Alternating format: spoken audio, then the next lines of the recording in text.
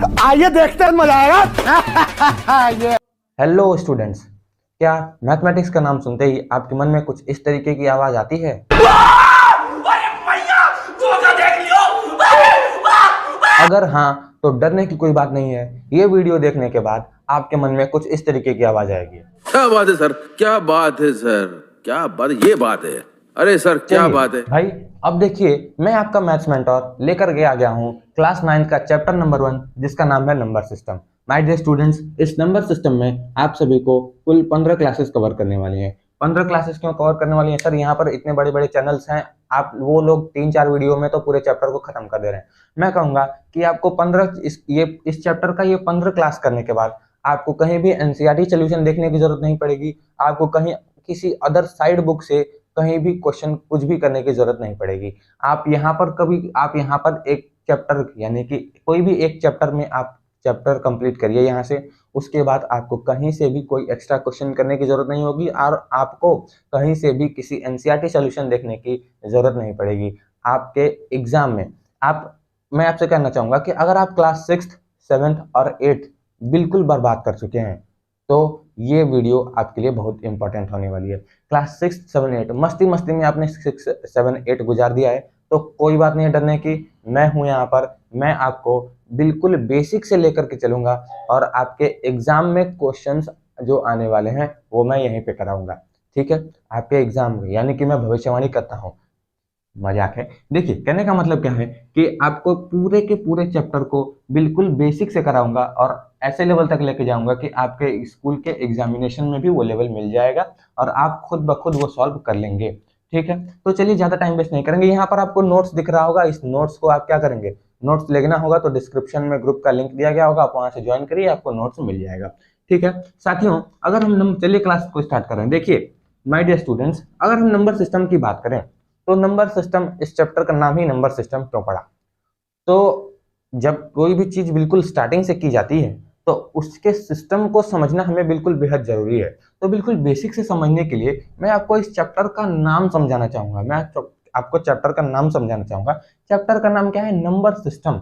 मतलब कि ये है कि हमने अपने मैथमेटिक्स में हमने जितने भी नंबर्स हैं हमारे, उनको जिस सिस्टम में अरेंज किया है उसी सिस्टम को हम क्या कहेंगे? नंबर सिस्टम कहेंगे। कहने का क्या मतलब? अभी देखिए, नंबर सिस्टम को हम कितने तरीकों में, पहले नंबर सिस्टम जो है हमारा, उसको कितने तरीकों में हमने किस नंबर्स को कैसे अरेंज किया हुआ है, यानी कि arrangement of number is called number system. Numbers को हमने किस तरीके से अरेंज किया है उसे हम नंबर सिस्टम कहते हैं। आइए नंबर सिस्टम को देखेंगे साथियों।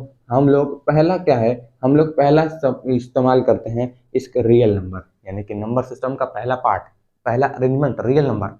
और दूसरा नंबर क्या है? Imaginary number. अब मैं कहूंगा कि रियल नंबर और इमेजिनरी नंबर, सबसे पहले हम लोग बात करते हैं रियल नंबर पर।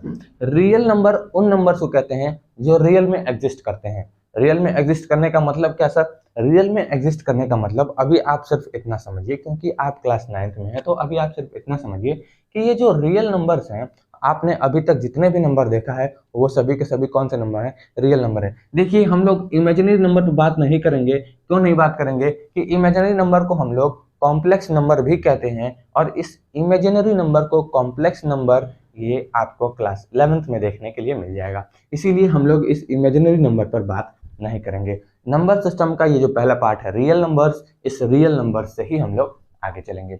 रियल नंबर कहने का क्या मतलब? कि आपके इस यूनिवर्स में जो भी नंबर रियल में एग्जिस्ट करते हैं उसे हम क्या कहेंगे भैया? उसे हम क्या कहेंगे बाबू? Real numbers. ठीक है, अब आप कहेंगे रियल नंबर्स के कुछ एग्जाम्पल दे दो सर ताकि हम समझ पाए। ऐसे तो बातें ऊपर ऊपर से जा रही हैं, तो आइए हम बात करेंगे इस रियल नंबर्स की कि रियल नंबर कौन से होते हैं। मैं कहूंगा आज तक आपने जितना भी नंबर देखा है, 1 -2 3/4 3.5, आपने ये सभी नंबर जो देखा है, ये मान लीजिए, और मैं ले लेता हूँ √2 22/7, ये सभी जो नंबर्स हम लोग देख रहे हैं, ये सभी नंबर साथियों हम सभी का रियल नंबर है। ठीक है, उम्मीद है कि ये चीजें, रियल नंबर का एग्जाम्पल और रियल नंबर का डेफिनेशन समझ में आया होगा। अभी देखिए बिल्कुल बेसिक से बात करेंगे, कोई घबराने की बात नहीं है। रियल नंबर अभी समझ में नहीं आया, अभी आएगा समझ में, देखिए कैसे। अब देखिए इस रियल नंबर्स को हमने स्टूडेंट्स टू पार्ट में डिवाइड किया गया है। कौन कौन सा? रियल नंबर्स को हमने डिवाइड किया यहाँ पर रेशनल नंबर्स में। रेशनल नंबर्स में इस रेशनल नंबर का जिक्र आपने क्लास 8 में किया होगा। अगर आपने मस्ती मस्ती में बर्बाद किया है तो कोई बात नहीं, हम यहीं पर सीखने वाले हैं। रेशनल नंबर हो गया, और दूसरा होता है इररेशनल नंबर्स। इररेशनल नंबर्स, आइए अब देखेंगे कि ये रेशनल नंबर और इररेशनल नंबर क्या होता है। आपने अभी तक अपने स्कूल में भी सुन लिया होगा कि रेशनल नंबर उसे कहा जाता है यानी कि जिन नंबर्स को हम पी बाई क्यू के फॉर्म में लिख सके। तो आप कहेंगे कि सर क्या जो रियल नंबर्स हैं वो रेशनल नंबर हो सकते हैं? मैं कहूँगा कि हाँ जी श्योर, बिल्कुल हो सकते हैं। कैसे हो सकते हैं? आइए देखिए, मैंने क्या कहा था, 1 है, -2 है, 1 है, -2 है, फिर मैंने कहा था कि 3/4 है, फिर मैंने कहा था कि 3.5 है। ऐसा मैंने आपको नंबर दिखाया था। देखिए रेशनल नंबर हम किसे कहते हैं, इसे गौर से सुनिएगा। वो नंबर्स यानी कि जो नंबर्स को हम कन्वर्ट कर सकते हैं पी बाई क्यू के फॉर्म में, यानी कि वो नंबर्स जिनको हम कन्वर्ट कर सकते हैं किसमें भाई, पी बाई क्यू के फॉर्म में, उसे हम क्या कहते हैं? जिन नंबर्स को हम कन्वर्ट करते हैं पी बाई क्यू के फॉर्म में उसे ही हम रेशनल नंबर कहते हैं। लेकिन कंडीशन क्या है? पी और क्यू आपका इंटीजर होना चाहिए। पी और क्यू आपका इंटीजर होना चाहिए। और एक कंडीशन क्या है, जहां पर क्यू जीरो नहीं होना चाहिए। अब ये क्यू जीरो क्यों नहीं होना चाहिए, ये आपको एग्जाम में, ये आपको स्कूल में, कॉलेजेस में, या कॉलेज क्या, आप तो मतलब स्कूल को ही हम अपनी भाषा में कॉलेज कहते हैं। देखिए आपको स्कूल में नहीं बताया जाएगा, या फिर आप कहीं वीडियो देख रहे हैं बड़े बड़े चैनल्स में, मैं नाम नहीं लूंगा किसी चैनल का, बड़े बड़े चैनल्स का वीडियो देख रहे हैं, आपको रीजन नहीं दिया जाएगा कि क्यू से क्यों नहीं डिवाइड करना है, क्यू से क्यों नहीं डिवाइड करना है। तो ठीक है, क्यू जीरो क्यों नहीं होना चाहिए, ये आपको रीजन नहीं दिया जाएगा। ठीक है साथियों, अभी देखिए ये तो आपको समझ में डेफिनेशन मिला है अभी कि रेशनल नंबर किसे कहेंगे। अब देखिए पी बाई क्यू का मतलब क्या है? पी बाई क्यू का मतलब है, आप अभी सिर्फ इतना समझिए कि फ्रैक्शन, फ्रैक्शन के फॉर्म में जिसे लिखा जा सके उसे हम क्या कहेंगे, उसे रेशनल नंबर कहेंगे। तो जैसे मतलब देखिए यहाँ पर ये पी बाई क्यू के फॉर्म में लिखा हुआ है, पी अपॉन क्यू, पी की वैल्यू 3 ले लीजिए, क्यू की वैल्यू 4 ले लीजिए। तो क्या ये पी बाई क्यू के फॉर्म में लिखा हुआ है? आप कहेंगे कि हाँ जी सर लिखा हुआ है। तो क्या ये रेशनल नंबर होगा? आप कहेंगे कि हाँ जी होगा। क्या सभी रियल नंबर रेशनल नंबर होंगे? हाँ जी, ये 1 भी रियल नंबर जो है वो रेशनल नंबर होगा, ये -2 भी जो रियल नंबर है वो रेशनल नंबर होगा, ये 3.5 है जो, ये भी हमारा रियल नंबर है, वो उसको हम रेशनल नंबर कहेंगे। कैसे कहेंगे आइए देखते हैं। क्या इस 1 की जगह पर हम नीचे उसके 1 लगा सकते हैं, 1/1 कर सकते हैं क्या? आप कहेंगे कि हाँ जी सर कर सकते हैं। तो जो कर सकते हैं इसीलिए तो ये पी बाई क्यू के फॉर्म में हमने कन्वर्ट कर दिया, पी बाई क्यू के फॉर्म में कन्वर्ट कर दिया, तो इसे ही तो हम रेशनल नंबर कहते हैं, यानी कि 1/1 रेशनल नंबर होगा। -1/2 को अगर हम ले लें तो इस -1/2 को -2/1, -2/1 हमने यहाँ पर लिखा।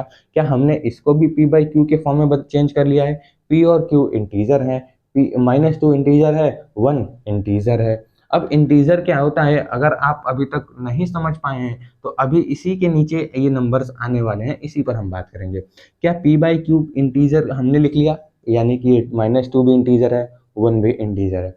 फिर हम बात करेंगे कि q is not equal to zero, q zero नहीं होना चाहिए, यानी कि ये नीचे वाला जो डिनोमिनेटर है ये जीरो नहीं होना चाहिए, तो ये जीरो नहीं है, ये 1 है। अब इस 3.5 को देखिए, यहाँ से हम पॉइंट हटाते हैं तो एक नीचे जीरो बढ़ाते हैं, क्या इसको भी हमने पी बाई क्यू के फॉर्म में लिख दिया, जहाँ पर पी और क्यू इंटीजर हैं और क्यू की वैल्यू जीरो नहीं है, यहाँ तो 10 है। तो क्या ये सभी नंबर हमारे रेशनल नंबर हो जाएंगे? आप कहेंगे कि हाँ जी हाँ रेशनल नंबर हो जाएंगे। ठीक है, अभी हम रेशनल नंबर को और फर्दर डिवाइड कर सकते हैं। आगे डिवाइड करने के बाद हमें क्या मिलेगा, देखिए रेशनल नंबर्स को जब हम आगे चलेंगे, अभी रेशनल नंबर का डेफिनेशन लिखवाऊंगा, कोई दिक्कत की बात नहीं है, बिल्कुल आराम से, बिल्कुल बेसिक से चलेंगे। ठीक है, अब देखिए ये जो रेशनल नंबर है, इस रेशनल नंबर, ये जो रेशनल नंबर है हमारा किन किन नंबर से मिलके बना हुआ है, आइए देखेंगे। अब देखें ना क्या है, देखिए पहला जो नंबर हम जानते होंगे ये नेचुरल नंबर्स, नेचुरल नंबर्स, फिर हम जानते होंगे होल नंबर्स, फिर उसके बाद जब हम आगे बढ़ेंगे स्टूडेंट्स, जब आगे बढ़ेंगे तो हमें देखने के लिए मिलेगा कि नेचुरल नंबर, होल नंबर, आपको यहाँ पर दिखेगा fraction and decimal, fraction and decimal. फिर जब आगे बढ़े होंगे आपको, तो आपको देखने के लिए मिला होगा कौन सा भैया, इंटीजर्स, इंटीजर्स देखने के लिए मिला होगा। ठीक है, अब ये जो नंबर्स हैं, क्या हम इन सभी नंबर्स को रेशनल नंबर बोल सकते हैं? क्या अभी तक सर हमने पिछले क्लासेस में ये नेचुरल नंबर पढ़ के आया था, इन नेचुरल नंबर को हम क्या रेशनल नंबर बोलेंगे? क्या इस होल नंबर को हम रेशनल नंबर बोलेंगे? क्या इस फ्रैक्शन एंड डेसिमल के नंबर्स को क्या हम रेशनल नंबर बोलेंगे? क्या हम इंटीजर वाले नंबर्स को क्या हम रेशनल नंबर बोलेंगे? तो मैं कहूँगा कि हाँ माय डियर स्टूडेंट्स, आप इसको रेशनल नंबर बोलेंगे। अब कैसे बोलेंगे, आइए हम इसकी बात करते हैं। तो सबसे पहले मैंने कहा था कि 6, 7, 8 आपने मस्ती में बर्बाद किया है, तो कोई बात नहीं, बिल्कुल बेसिक से हम लोग बात करने वाले हैं। तो आइए अब हम बात करते हैं कि नेचुरल नंबर किसे कहते हैं। क्या नेचुरल, आप यानी कि इस वर्ड को सुन रहे हैं, तो इस वर्ड को सुनने में बहुत लोग क्या है ना, बहुत सारे स्टूडेंट्स, मेरा ऑफलाइन का अभी तक जो एक्सपीरियंस रहा है उसके बेसिस पे बात करें तो बहुत सारे स्टूडेंट, मेजर ऑफ स्टूडेंट्स क्या करते हैं कि होल नंबर्स और नेचुरल नंबर में कंफ्यूज रहते हैं। जैसे मान लीजिए कि अगर मैं किसी बच्चे से पूछूंगा अभी कि नेचुरल नंबर किसे कहेंगे, तो वो कहेगा कि सर जो नंबर 1 से स्टार्ट होते हैं उसे हम नेचुरल नंबर कहेंगे। तो मैं उससे कहूंगा कि क्या क्या तुम सही बोल रहे हो? तो वो क्या कहेगा, नहीं नहीं नहीं सर, जो नंबर 0 से स्टार्ट होते हैं। तो कंफ्यूजन है, इसीलिए तो आपने पहले सही बोला था कि जो नेचुरल नंबर्स होते हैं वो 1 से स्टार्ट होते हैं और इन्फिनिटी तक जाते हैं, उसे हम नेचुरल नंबर कहते हैं। लेकिन मैं थोड़ा सा गुस्से होकर देख रहा हूँ कि क्या इसी को हम कहते हैं, इसी को हम कहते हैं होल नंबर की नेचुरल नंबर इसको कहते हैं? तो कंफ्यूज होकर तुरंत कहेगा कि नहीं नहीं सर, जो 0 से स्टार्ट होता है उसको हम जो 0 से स्टार्ट होकर इन्फिनिटी तक जाता है उसको हम नेचुरल नंबर कहते हैं। तो नहीं, ऐसा बिल्कुल नहीं है, आपको कंफ्यूज नहीं होना है। आपने पहले सही बताया था कि जो 1 से स्टार्ट होता है उसे ही हम क्या कहते हैं, नेचुरल नंबर कहते हैं। आइए इस कंफ्यूजन को दूर करते हैं। क्या ये जो नेचुरल नंबर, आपको यहाँ पर नेचुरल वर्ड लिखा हुआ आपको ये दिख रहा है, अभी जो नेचुरल वर्ड दिखा हुआ है आपको क्या इस नेचर वर्ड से रिलेटेड नहीं लग रहा है? नेचर, अब इस नेचर से आपके दिमाग में आ रहा होगा फूल, पेड़, पत्ती, पौधे, झरना, मतलब नेचर से रिलेटेड चीज आपको दिख रही है। तो नेचर से रिलेटेड चीज आपको दिख रही है तो मैं आपको एग्जांपल में लेता हूँ किसी फूल या फिर किसी फल, किसी पेड़ पर फल का एग्जांपल लेता हूँ। किसी पेड़ पर जब फल आएगा स्टार्टिंग में, तो 1 आएगा, 2 आएगा, 3 आएगा, 4, 5, 6, 7 ऐसे चलता चला जाएगा। कहाँ तक जाएगा? इन्फिनिटी तक। एक समय ऐसा आएगा कि उस पेड़ पर इतने फल आ चुके होंगे, उस पौधे पर इतने फूल आ चुके होंगे कि आप गिन नहीं सकेंगे, कहेंगे कि बहुत सारा है। तो मतलब नेचर से रिलेटेड क्या है, नेचर भी हमारा कहता है 1, 2, 3 से कहाँ तक चला जाएगा? इन्फिनिटी तक चला जाएगा। इसे हम कौन सा नंबर्स कहते हैं साथियों? नेचुरल नंबर्स कहते हैं। अब आप कहेंगे स्टूडेंट्स कि सर आपने बात तो नेचुरल नंबर्स की कर ली, इसे ये तो हम याद कर लेंगे, अब तो आपने तो ये बात कर ली, हमने याद रहेगा। मैं कहूँगा कि ठीक है। अब मैं कहूँगा कि क्या आप सभी नंबर्स को देख चुके हैं? इसमें आपका कौन सा नंबर छूटा हुआ दिख रहा है? तो आप कहेंगे इसमें 0 वाला नंबर छूटा हुआ दिख रहा है, तो इसमें 0 को ऐड कर दीजिए। और होल का मतलब क्या है? होल मतलब पूरा का पूरा होता है। आप हिंदी से रिलेट कर लेंगे ना, आप अपने लैंग्वेज में रिलेट करके देखेंगे। होल का मतलब क्या? पूरा। पूरा, इसमें कौन सा नंबर छूटा हुआ है? 0 छूटा हुआ है, 0 को ऐड करिए, 0, 1, 2, कहाँ तक चले जाएंगे आप? इन्फिनिटी तक चले जाइए। ऐसे ही अब मैं कहूँगा फ्रैक्शन एंड डेसिमल को, फ्रैक्शन एंड डेसिमल को, फ्रैक्शन एंड डेसिमल के बारे में बात की जाएगा तो फ्रैक्शन वो नंबर्स होते हैं, जैसे मान लीजिए कि ये कोई एक सर्कल है। अब इस सर्कल को हमने डिवाइड करना है। हमने यहाँ पर डिवाइड कर दिया 2 इक्वल पार्ट में, फिर हमने डिवाइड किया यहाँ पर 4 इक्वल पार्ट में। तो हमने क्या कहा, अब यहाँ पर मैंने कोई एक पार्ट था, ये कोई एक सर्कल था, फिर मैंने इसको डिवाइड कर दिया कितने पार्ट में? 4 पार्ट में डिवाइड कर दिया। तो मैं ये क्या कर सकता हूँ, किसी होल नंबर या फिर नेचुरल नंबर को 2 या 2 से अधिक इक्वल पार्ट में डिवाइड कर दें, उसे ही तो हम फ्रैक्शन कहते हैं, उसे ही तो हम डेसिमल कहते हैं। जब हम इसे डिवाइड कर देंगे 1/4 में, तो हमारे पास यहाँ पर क्या निकल के आएगा? 0.25 निकल के आएगा। तो 0.25 निकल के आएगा। तो यानी कि किसी नेचुरल या फिर होल नंबर को जब हम डिवाइड कर देते हैं, किसी नेचुरल या होल नंबर को 2 या 2 से अधिक इक्वल पार्ट्स में डिवाइड कर देते हैं, तो उसे हम फ्रैक्शन और डेसिमल कहते हैं। एग्जाम्पल में मैंने यहाँ पर 1/4 और 0.25 ले लिया है। ठीक है, अब बात करेंगे कि इंटीजर्स क्या होते हैं। इंटीजर्स क्या होते हैं? इंटीजर्स वो नंबर्स होते हैं जो नेगेटिव नंबर्स को भी अपने पास रखते हैं, पॉजिटिव नंबर्स को भी अपने पास रखते हैं, और इंक्लूडिंग जीरो, जीरो को इंक्लूड करने के बाद नेगेटिव नंबर्स हमारे साथ होते हैं और पॉजिटिव नंबर हमारे साथ होते हैं, जीरो होता है, उसे ही हम क्या कहते हैं? इंटीजर्स कहते हैं। ये तो हो गई आपकी बेसिक बातें जो 6, 7, 8 में आपको सीखनी चाहिए थी। इसका एडिशन, सब्ट्रैक्शन, मल्टीप्लिकेशन, डिवीजन आपको क्लास 8 तक सिखाया जाता था। आपको इंट्रोड्यूस करा दिया गया था रेशनल नंबर से कि ये सभी जो नंबर्स होते हैं वो रेशनल नंबर्स होते हैं। ठीक है, उम्मीद है कि बेहतरीन तरीके से चीज़ें समझ में आ गई होंगी। चलिए अब आगे समझते हैं कि क्या ये रेशनल नंबर्स इन सभी चीज़ों को बोल सकते हैं। आइए अब मैं थोड़ा सा कुछ क्वेश्चन लिखता हूँ और आपसे बात करता हूँ। आप थोड़ा बताइएगा कि क्या इन सभी चीज़ें रेशनल नंबर हैं या नहीं हैं। आपकी एनसीईआरटी का आप क्वेश्चन नंबर उठाएंगे। कौन सा क्वेश्चन नंबर? आप एनसीईआरटी का एक्सरसाइज नंबर 1 और क्वेश्चन नंबर 4 उठाएंगे तो आपको वहाँ पर देखने के लिए मिलेगा कुछ इस टाइप का क्वेश्चन। जैसे आपसे क्वेश्चन में पूछ दिया जाएगा कि क्या एवरी रेशनल नंबर्स, क्या सभी रेशनल नंबर इंटीजर होते हैं? मैं आपको बोल दे रहा हूँ, every rational numbers will be integer, true और false. NCERT class 9th mathematics के बुक में एक्सरसाइज 1.1 क्वेश्चन नंबर 4 के बारे में बात करेंगे तो वहीं पर आपको दिया गया होगा क्या एवरी रेशनल, मतलब ये मैं एग्जांपल में ले रहा हूँ, ऐसा उसमें क्वेश्चन है। मैं ये कहना चाह रहा हूँ कि क्या सभी रेशनल नंबर्स जो है, मतलब आपसे पूछ दिया जाएगा क्या सभी इंटीजर्स रेशनल नंबर होते हैं। आइए बात करते हैं कि कैसे सभी इंटीजर रेशनल नंबर होते हैं।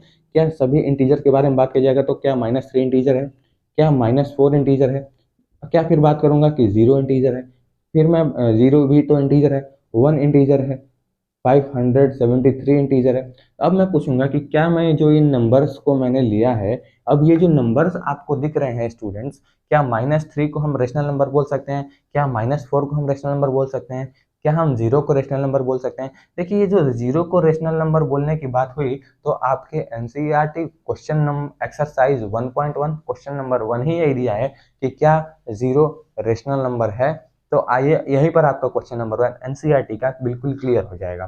ठीक है, अब देखिए यहाँ पर क्या है, यहाँ पर मैंने 1 ले लिया, यहाँ पर 573 ले लिया। अब आप बताइए क्या मैं इन सब के नीचे 1 नहीं लगा सकता? क्या मैं इन सब के नीचे 1 नहीं लगा सकता हूँ? आप कहेंगे कि हाँ जी श्योर, बिल्कुल श्योर लगा सकते हैं। 0 के नीचे भी 1 लगा सकते हैं, इसके नीचे भी 1 लगा सकते हैं, इसके नीचे भी 1 लगा सकते हैं, इसके नीचे भी 1 लगा सकते हैं। तो स्टूडेंट्स रेशनल नंबर तो उसे ही कहा जाता है ना जो कि p/q के फॉर्म में लिखा जा सके और q 0 न हो, p और q इंटीजर होना चाहिए। तो p और q तो मैंने सभी को ऊपर इंटीजर ले लिया और 1 भी सभी इंटीजर ही होते हैं, 1 भी तो सारा इंटीजर ही होता है ये पॉजिटिव नंबर्स में। ठीक है, अब रही बात p/q के फॉर्म में हमने इसको कन्वर्ट कर लिया है। यहाँ पर देखिए नीचे कहीं भी 0 नहीं दिख रहा है तो क्या p/q where the numbers which can be written or converted in the form of p/q where p and q are integers and q is not equal to 0। तो यहाँ पर q कोई भी 0 नहीं है, इसलिए क्या हम सभी इंटीजर्स को रेशनल नंबर बोल सकते हैं? आप कहेंगे कि हाँ जी सर, सभी इंटीजर्स को हम रेशनल नंबर बोल सकते हैं। आप ऐसे भी देखेंगे कि ये जो रेशनल नंबर है इसी से डिवाइड होके तो इंटीजर आया है, इसी को तो मैंने फर्दर डिवाइड किया है इन 4 इक्वल पार्ट्स में, इन्हीं को तो फर्दर इक्वल डिवाइड किया है ना, तो उसी को तो डिवाइड करने पर रेशनल नंबर को ही डिवाइड करने पर इंटीजर आया है। तो क्या हम इंटीजर को रेशनल नंबर नहीं बोल सकते हैं? यहाँ मैंने प्रूव कर दिया है और यहाँ मैंने आपको यहाँ पर डिवाइड करके दिखा दिया है। ठीक है, समझ में आ रहा होगा। ठीक, अब बात करेंगे कि क्या कोई फ्रैक्शन और जो डेसिमल होता है क्या ये सभी भी रेशनल नंबर होते हैं? तो मैंने यहाँ पर आपको फ्रैक्शन 3/4 करके भी दिखा दिया था कि ये फ्रैक्शन जो नंबर है रेशनल नंबर होता है। यहाँ पर मैंने 3.5 को भी मैंने इसको कन्वर्ट किया फ्रैक्शन में, फिर मैंने दिखाया कि ये भी p/q के फॉर्म में कन्वर्ट किया जा सकता है, तो इसको भी हम लोग रेशनल नंबर बोल सकते हैं। ठीक है, फिर मैंने कहा था कि ये जो होल नंबर्स हैं, होल नंबर्स कहाँ से शुरू होते हैं? 0 से शुरू होते हैं, 1 2 3 4 ऐसे 1 चले जाते हैं इन्फिनिटी तक। क्या इन सभी के नीचे हम 1 नहीं लगा सकते हैं? आप कहेंगे कि हाँ जी सर बिल्कुल लगा सकते हैं, सबके नीचे 1 लगा देंगे तो ये कहाँ तक चला जाएगा? तो क्या सभी होल नंबर्स भी हमारे रेशनल नंबर होते हैं? आप कहेंगे कि हाँ जी सर होते हैं। फिर वही काम हमारे साथ यहाँ पर जो नेचुरल नंबर है इन सभी के नीचे भी हम 1 लगा सकते हैं। तो हमारे साथियों क्या हम नेचुरल नंबर को भी रेशनल नंबर बोल सकते हैं? अभी मैं इस इर्रेशनल नंबर को होल्ड करूंगा। इर्रेशनल नंबर को होल्ड क्यों करूंगा? ताकि मैं आपको एक चीज़ बताना चाहूँगा कि देखिए अभी चलिए इसका डेफिनेशन भी मैं अभी आपको दे देता हूँ कि रेशनल नंबर तो उसे कहा जाता है जिसे पी बाई क्यू, अभी तो मैं क्या ये बेसिक चीज़ें ठीक हो चुकी होंगी, तो चलिए मैं थोड़ा इसे मिटा करके रेशनल और इर्रेशनल का डेफिनेशन और एक एग्जाम्पल लिख के दिखाता हूँ। एग्जाम्पल तो आपने रेशनल नंबर का देख ही लिया कि इसमें से कोई भी नंबर आप उठा के देख लेंगे तो उसे आप रेशनल नंबर कह सकते हैं।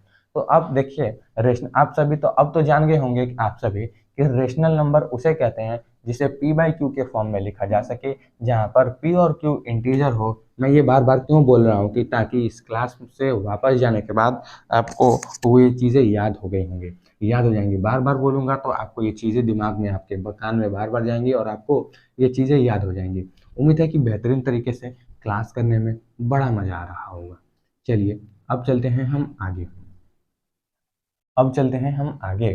तो मैंने क्या कहा? मैंने इस कहा कि रेशनल नंबर और इर्रेशनल के बारे में बात करते हैं।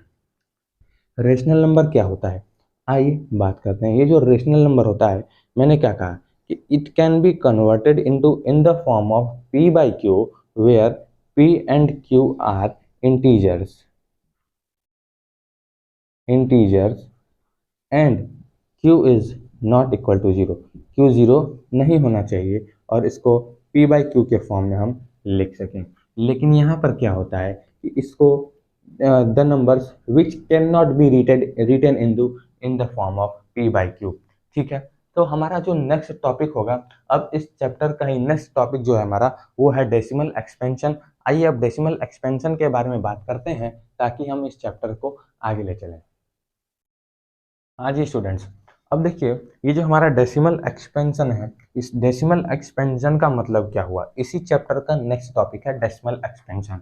डेसिमल एक्सपेंशन का मतलब क्या है कि आप डेसिमल नंबर्स के बारे में सुने होंगे, तो इन डेसिमल नंबर्स को कितने तरीकों में लिखा जाता है उसी को हम क्या कहते हैं? डेसिमल एक्सपेंशन कहते हैं। डेसिमल नंबर्स को किन किन तरीकों में लिख दिया जाता है उसी को हम डेसिमल एक्सपेंशन कहते हैं। आइए हम देखते हैं डेसिमल एक्सपेंशन के कितने टाइप होते हैं। तो मैं आपसे कहूँगा कि साथियों, डेसिमल एक्सपेंशन के भी दो टाइप होते हैं। कौन कौन से? आप कहेंगे अगर आपने स्कूल में कहीं पढ़ लिया होगा तो आप कहेंगे कि सर होता है एक टर्मिनेटिंग और दूसरा होता है नॉन टर्मिनेटिंग। दूसरा क्या होता है? Non terminating. आइए अब हम बात करेंगे टर्मिनेटिंग और नॉन टर्मिनेटिंग के बारे में। टर्मिनेटिंग क्या होता है? टर्मिनेट वर्ड ही आप सुने होंगे कि टर्मिनेट वर्ड उसे कहा जाता है जो चीज़ें टर्मिनेट हो जाए, जो चीज़ें टर्मिनेट हो जाए। टर्मिनेट का मतलब क्या? जो चीज़ें खत्म हो जाए। जैसे मैं आपसे कहूँगा कि साथियों हमें मान लीजिए कि डिवाइड करना है 350 को, हमें डिवाइड करना है किससे? 100 से। मैं आपको कहूँगा कि चलिए ठीक है। आप कहेंगे कि सर इतना आसान डिवाइड क्लास 9th में दे रहे हो। मैं कहूँगा कि सेकेंड चैप्टर में मिलिएगा तब बात करते हैं। अब देखिए 100 से डिवाइड करना है तो कितने बार हो जाएगा? 3 बार में चला जाएगा। यहाँ हो जाएगा 300, यहाँ पर बचेगा 50 और यहाँ पर काम खत्म। यहाँ पर लगेगा पॉइंट और यहाँ पर बढ़ेगा 0। अब यहाँ पर 5 बार में चला जाएगा 500। अब देखिए पूरा का पूरा खत्म हो गया, यानी कि पूरा का पूरा ये टर्मिनेट हो गया, पूरा का पूरा ये नंबर यहाँ पर खत्म हो गया। इसी ही नंबर्स को हम क्या कहते हैं? टर्मिनेटिंग नंबर्स कहते हैं। आइए अब हम बात करेंगे नॉन टर्मिनेटिंग के बारे में। जैसे मैं आपसे कहूँगा कि मान लीजिए हमें डिवाइड करना है 20 को, किससे डिवाइड करना है? 3 से डिवाइड करना है। 3 से डिवाइड करना है। जब आप कहेंगे कि 20 को 3 से डिवाइड करना है तो आप क्या करेंगे? आप करेंगे कि सर लेते चले जाइए 3 6 जा 18, ये 18 यहाँ पर 2 बचेगा और यहाँ पर ये तो कट जाएगा। फिर क्या होगा? आप कहेंगे, मैं थोड़ा सा यहाँ पर लाइन खींच के अलग कर देता हूँ।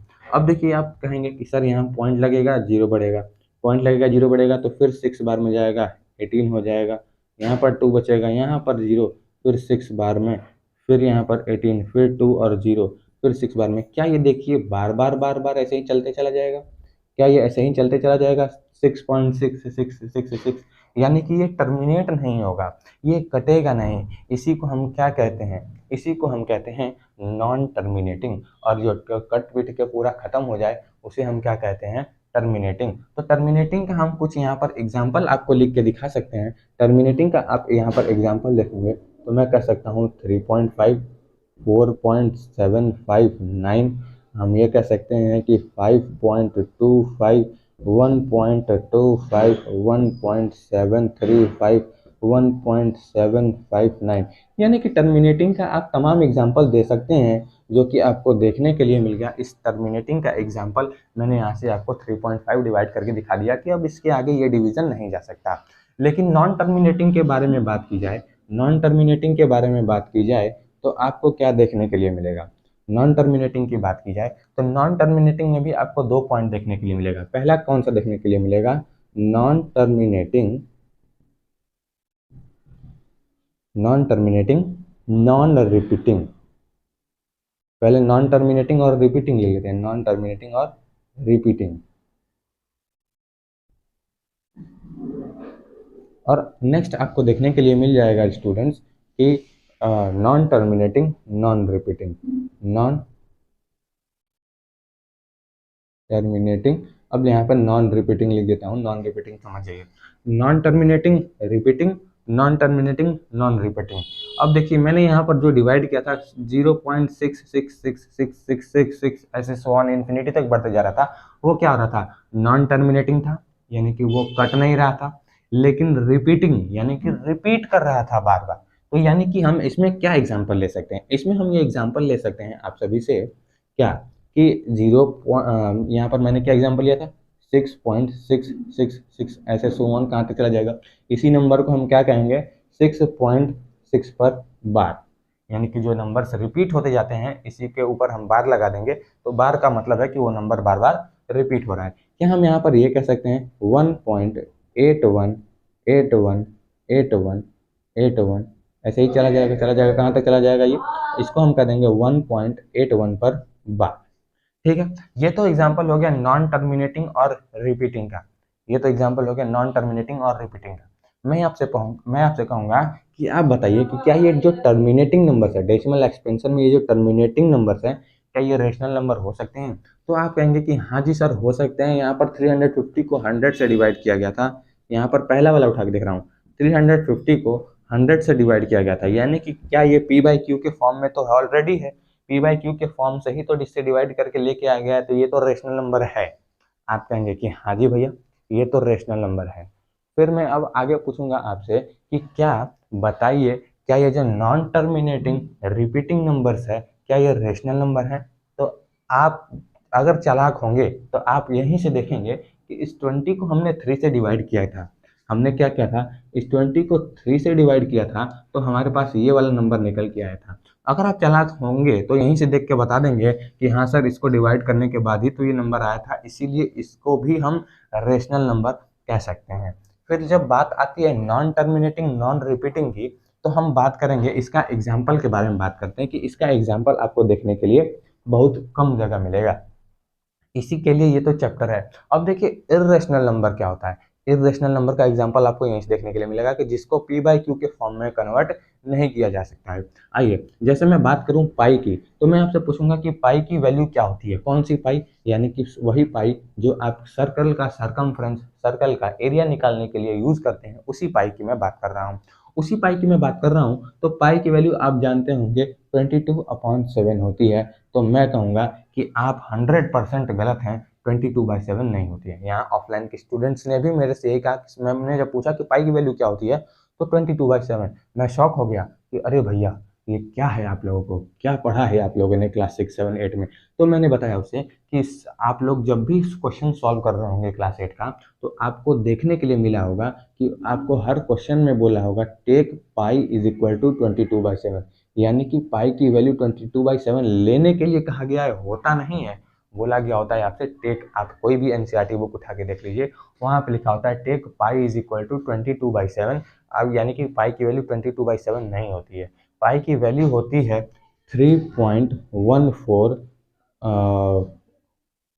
14 ऐसे ही स्टार्ट होती चली जाती है, कहाँ तक चली जाती है। मतलब इसमें क्या होता है कि इसमें ये 14 इसके तरह रिपीट नहीं होता है। इसमें मतलब एग्जाम्पल के तौर पे मैं लेता हूँ 145966790159268 ऐसे कहाँ तक चला जाता है, ये इसी तरह तक चला जाता है। आप देखेंगे कि ये नेट टर्मिनेट यानी कि टर्मिनेट नहीं हो रहा है, यानी कि कट पिट भी नहीं रहा है। और non repeating, non terminating non repeating, ये टर्मिनेट भी नहीं हो रहा है, ये रिपीट भी नहीं होता है, तो ये नॉन टर्मिनेटिंग नॉन रिपीटिंग में आता है।